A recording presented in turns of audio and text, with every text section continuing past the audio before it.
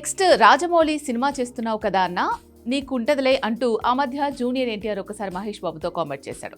ఒక్కసారి జక్కన్న స్కూల్లోకి ఎంట్రీ ఇస్తే ఎలా ఉంటుందో అందరికీ తెలుసు. అదే హెచ్చరించాడు తారక్.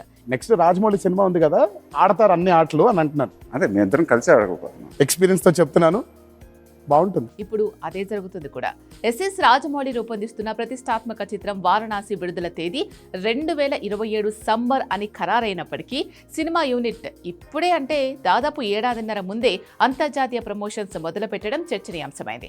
మామూలుగా అయితే తన సినిమా రిలీజ్ ముందు కూడా పెద్దగా ప్రమోషన్ చేయడు జక్కన్న. కానీ ఈసారి స్టైల్ మార్చాడు. సూపర్ స్టార్ మహేష్ బాబు, మలయాళ లెజెండ్ పృథ్వీరాజ్ సుకుమారన్తో కలిసి ఈ ప్రాజెక్టులో భాగమైన global star Priyanka Chopra Jonas అంతర్జాతీయ మీడియాకు ఇంటర్వ్యూలు ఇస్తున్న ఫోటోలను స్వయంగా షేర్ చేయడంతో ఈ విషయం వెలుగులోకి వచ్చింది. కేవలం భారతీయ సినీ పరిశ్రమకే కాకుండా ప్రపంచ వేదికపై తనదైన ముద్ర వేయాలని రాజమౌళి బృందం ఎంత పకడ్బందీగా ప్రణాళికలు వేస్తుందో దీని ద్వారా స్పష్టమవుతోంది. ఇది రాజమౌళి విశ్వాసాన్ని, భారతీయ సినిమా స్థాయిని ప్రపంచానికి పరిచయం చేయాలి అనే ఆయన ఆకాంక్షను సూచిస్తుంది. మొన్న కార్తికేయ కూడా ఇదే చెప్పాడు.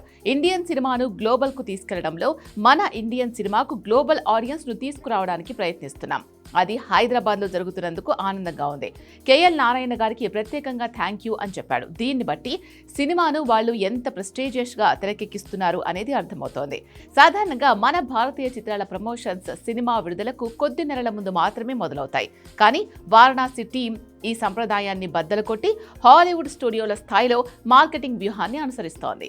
మెయిన్ కాస్ట్ మహేష్ బాబు, ప్రియాంక చోప్రా, పృథ్వీరాజ్ సుకుమారన్ కలిసి అంతర్జాతీయ మీడియా హౌస్లకు ఇంటర్వ్యూలు ఇవ్వడం ఈ సినిమా కేవలం పాన్ ఇండియా చిత్రం కాదని, గ్లోబల్ ఫిల్మ్ అనే సందేశాన్ని బలంగా అందిస్తోంది. ఇద్దరు ప్రాంతీయ లెజెండ్స్ తో పాటు గ్లోబల్ ఫేమ్ ఉన్న ప్రియాంక చోప్రా ఉండడం ఈ వ్యూహానికి ప్రధాన బలం.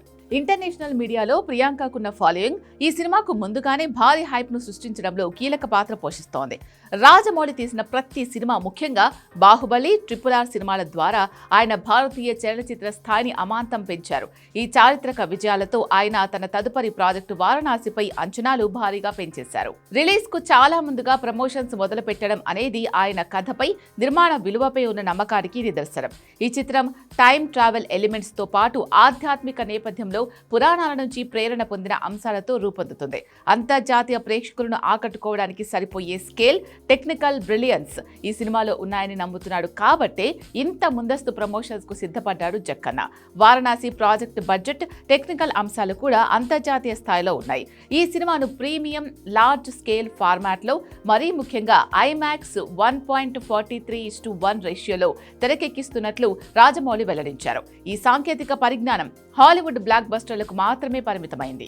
సినిమా విడుదలకు ముందే భారతదేశంలో తగినన్ని ఐమాక్స్ స్క్రీన్లను ఏర్పాటు చేయాలని ఆయన పిలుపునివ్వడం సినిమా విజయంపై ఆయనకున్న విశ్వాసాన్ని తెలియజేస్తుంది. ఈ ముందస్తు ప్రమోషన్స్, టెక్నికల్ క్వాలిటీ చూస్తుంటే వారణాసి కేవలం మరొక పాన్ ఇండియా చిత్రం కాదని, భారతీయ సినిమా చరిత్రలో గ్లోబల్ మైలురాయి అయ్యేందుకు సిద్ధమవుతోందని చెప్పొచ్చు.